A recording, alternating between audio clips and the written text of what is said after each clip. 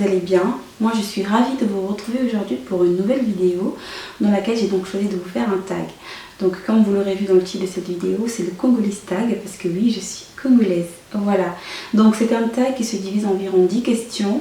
Donc je vais essayer d'y répondre de façon simple et rapide pour pas que cette vidéo dure une éternité. Ok. Donc voilà, si vous voyez que je regarde un petit peu ailleurs, c'est que j'ai les yeux en fait sur mon calepin. Donc voilà, j'ai noté les quelques questions que j'ai pu trouver sur YouTube, comme j'ai regardé les autres tags qui sont déjà faits. Donc sans plus tarder, on va commencer. Donc première question, de quelle partie du Congo es-tu? Je suis du Congo-Brazzaville.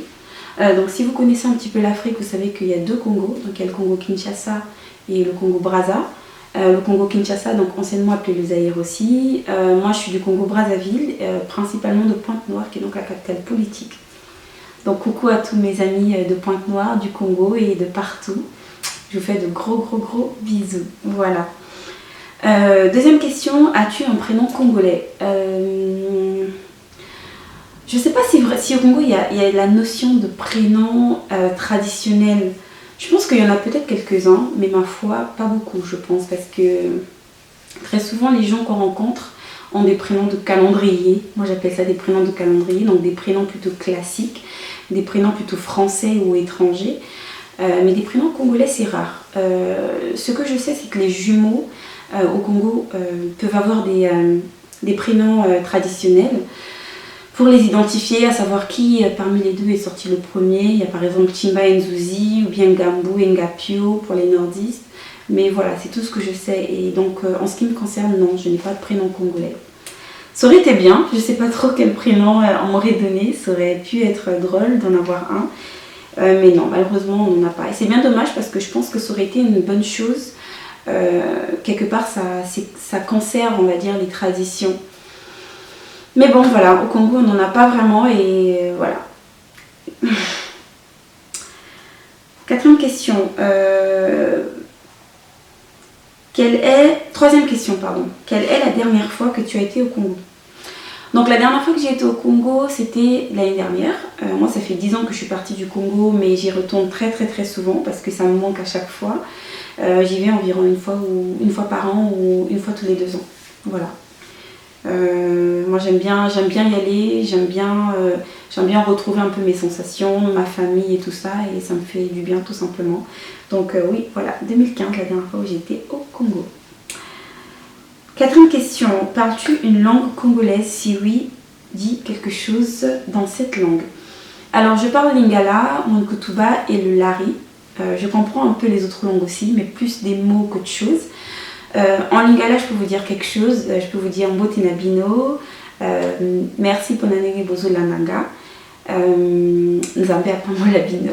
Voilà, ça veut dire bonjour à tous, merci de me suivre et que Dieu vous bénisse, tout simplement. Cinquième question, aimes-tu la cuisine congolaise? Mais quelle question! Honnêtement, oui.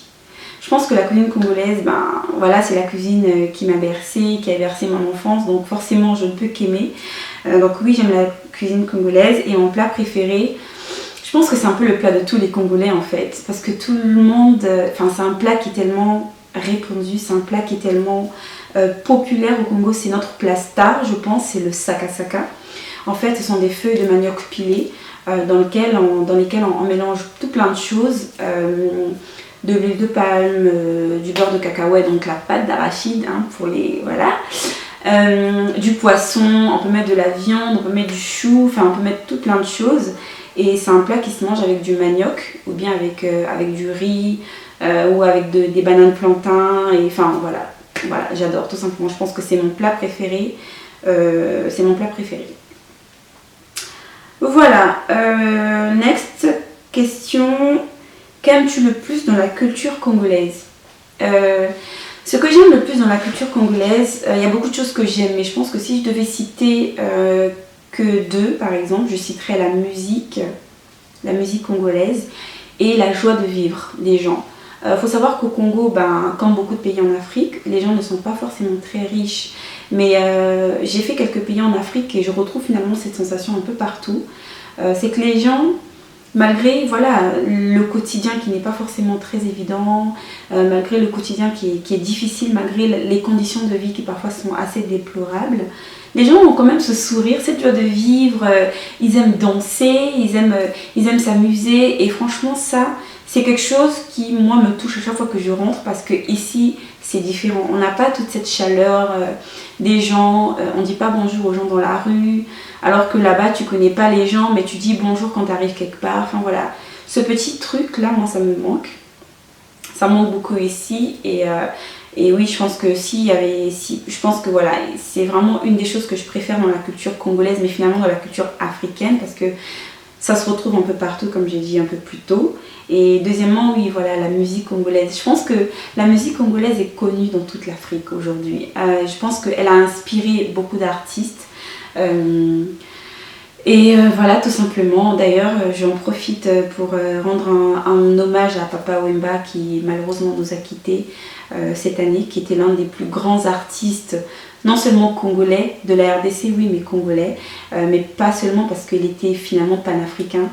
C'est quelqu'un qui vraiment avait une très grande prestance et je pense qu'il va beaucoup manquer à la musique congolaise, mais à la musique africaine et à la musique tout simplement. Parce que c'était vraiment une perle rare et je ne sais pas si on aura deux comme lui, mais en tout cas, hommage à toi grand homme et j'espère vraiment que ton âme repose en paix aujourd'hui. 8e question, donc que détestes-tu le plus dans la culture congolaise? C'est une question qui est très difficile parce que il y a forcément des choses qu'on n'aime pas. J'ai pas forcément envie de mettre le doigt sur certains sujets qui peuvent être assez fâcheux. Mais en gros, je vais parler déjà du manque de solidarité. Encore une fois, ça c'est pas, pour moi le manque de solidarité n'est pas forcément quelque chose qui est propre à la culture congolaise. Je trouve que les Africains de façon générale ne sont pas forcément très solidaires entre eux. Peut-être que je me trompe, hein, mais bon, enfin, par exemple, si je prends un cas tout simple, dans une entreprise, entre une personne qualifiée locale et un étranger, pour ne pas dire un blanc, qui n'a peut-être pas les mêmes qualifications, les gens ils vont préférer prendre cette personne-là parce qu'elle a une peau différente, parce que, je ne sais pas, peut-être parce qu'il y a aussi un certain complexe d'infériorité. Moi je trouve que c'est vraiment très très dommage parce qu'il y a beaucoup de personnes qui sont qualifiées mais qui n'ont pas forcément les accès nécessaires parce qu'ils ne connaissent pas telle ou telle personne, parce qu'ils n'ont pas forcément la bonne liste de contacts, parce qu'ils n'ont pas forcément la bonne personne en face qui peut les pousser. Et pour moi ça c'est un gros manque de solidarité. C'est dommage parce qu'il y a beaucoup de gens qui ont un fort potentiel, mais voilà, qui sont lésés ou voilà, qui n'ont pas forcément la chance d'être mis en avant, parce qu'il y a un gros manque de solidarité. Voilà, c'est le point, je pense, le plus important. À mon avis, si les gens étaient beaucoup plus solidaires, il y a beaucoup de problèmes qui peut-être ne seraient pas résolus, mais qui n'auraient pas une aussi grande ampleur que maintenant. Après, moi je ne suis personne, je ne vais pas refaire le monde, mais très sincèrement, c'est bien dommage. Quand on voit les Chinois, on voit d'autres peuples, on voit comment ils sont entre eux, ils sont vraiment soudés, ils sont vraiment comme ça. Et c'est ça aujourd'hui qui tue l'Africain. C'est vraiment la jalousie mal placée. Voilà, on est tout le temps en train d'essayer de se comparer, en train d'essayer de faire mieux que l'autre, alors que ce serait tellement plus simple de se concerter, de voir les forces de l'un et de l'autre et finalement de construire quelque chose ensemble. Et je pense que voilà, que tous les deux, chaque personne en sortirait plus forte, tout simplement. Mais bon voilà, au lieu de ça, on se tire dessus, on se fait la guerre pour je ne sais quelle raison. Bref, je vais m'arrêter là parce que c'est un sujet sur lequel je peux m'étaler, c'est un sujet qui me touche énormément, surtout quand on voit ce qui se passe au Congo aujourd'hui. Je parle du Congo-Kinshasa, très sincèrement c'est quelque chose qui m'attriste et d'ailleurs je tiens à souhaiter mes condoléances aux personnes qui ont pu perdre des membres de leur famille parce que j'ai vu des choses vraiment horribles sur les réseaux sociaux, sur internet et tout ça et vraiment je peux comprendre que ce soit vraiment très très difficile. Mais bon, encore une fois, si on était solidaire, si on pensait un peu aux autres plutôt que de penser qu'à nous, à remplir nos poches, je pense qu'on ne serait pas là. Mais bon, hélas. Voilà, c'est triste. 9e question. Que penses-tu de la SAP? Waouh, j'adore cette question. Non, j'adore cette question. Alors SAP, pour ceux qui ne savent pas, c'est le sigle SAPE qui veut donc dire Société des ambianceurs et des personnes élégantes. Ma foi, la SAP, ça dépend. Parce que la SAP, c'est un mouvement qui est pas mal, qui met en avant les personnes élégantes, comme son nom l'indique, et voilà, les personnes qui aiment bien s'habiller, qui ont une certaine prestance. Mais ça dépend. Je pense que c'est quelque chose de bien, parce que c'est bien que les gens aient quelque chose sur quoi s'appuyer. Enfin, pour moi, c'est finalement comme une distraction. C'est quelque chose qui fait que les gens ils soient heureux. Donc pourquoi pas, c'est très très bien. Par contre, je suis contre la SAP quand les personnes sont prêtes à sacrifier beaucoup de choses juste pour être bien sapées. Ça, je suis contre. Que tu sois bien sapé parce que voilà, tu en as les moyens et que c'est quelque chose que tu aimes bien faire et tout ça, il n'y a aucun souci. Mais de là à se priver, à ne pas manger, à mettre des sommes tellement importantes dans des chaussures, des sacs à main, juste pour frimer, juste pour défiler, juste pour qu'on te regarde, ça frôle un peu le ridicule pour moi. Enfin, excusez-moi, mais après, c'est mon avis. Mais ça ne veut pas dire que je suis contre la SAP. Au contraire, pour moi, ça fait partie de la culture congolaise et forcément, j'aime et je respecte. Voilà. Donc, 10e question, enfin. Si des autres Congolais. Ma foi, rien. Pourquoi je serais différente des autres Congolais? Je ne pense pas qu'il y ait quelque chose qui me différencie des autres Congolais. Parce que chaque personne de toute façon est différente. Enfin, je ne suis pas comme ma soeur, je ne suis pas comme mon père, je ne suis pas comme ma mère. Forcément, il y a des différences entre nous. Donc, voilà, enfin, je sais pas. Je ne sais pas s'il y a quelque chose en particulier qui me différencie des autres Congolais. Mais je dirais, comme beaucoup de Congolais, je crois en Dieu et... ah oui, peut-être le fait que certaines personnes, malheureusement au Congo, s'appuient beaucoup sur la religion pour résoudre un tas de problèmes. La religion, c'est très bien, moi-même je suis croyante, mais je pense que ce n'est pas tout. La religion, c'est un tremplin, ça doit être vu comme un moyen et non pas comme une fin.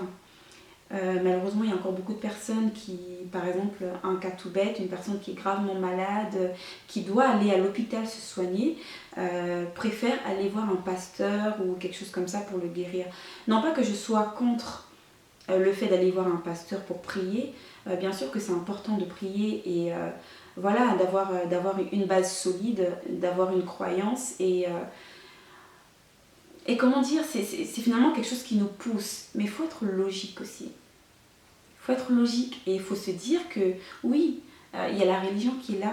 Donc je m'appuie sur ça, je m'appuie parce que c'est un socle fort d'ailleurs, un socle très très fort à la religion. Mais ça, ce n'est pas tout, il y a aussi la médecine. Et c'est Dieu qui a donné l'intelligence aux gens d'être médecin, d'être infirmier, d'être docteur. Donc c'est important d'aller voir ces personnes-là. Ça ne veut pas dire qu'on arrête de prier, qu'on arrête d'aller voir le pasteur. Non, on y va, mais on va aussi à l'hôpital. Donc voilà. C'est peut-être, je sais pas moi si c'est quelque chose qui me différencie, mais je suis assez logique et je pense que voilà, je pense que c'est important d'arrêter de vivre sur un nuage et de travailler parce qu'il n'y a que le travail finalement qui paie. Et même pour les personnes qui sont très croyantes, je pense que voilà, la Bible dit le travail, le travail, le travail. Donc voilà. Ça paraît un peu un peu trop prêcheur, mais c'était pour illustrer mes propos. Et ça tombe bien parce que ce tag est terminé. Voilà, j'espère que ce tag vous aura appris un peu plus de choses à savoir sur moi. Et que ça n'aura pas été trop lent parce que voilà. Je vous fais de gros bisous. Et je vous dis à très vite pour de prochaines vidéos.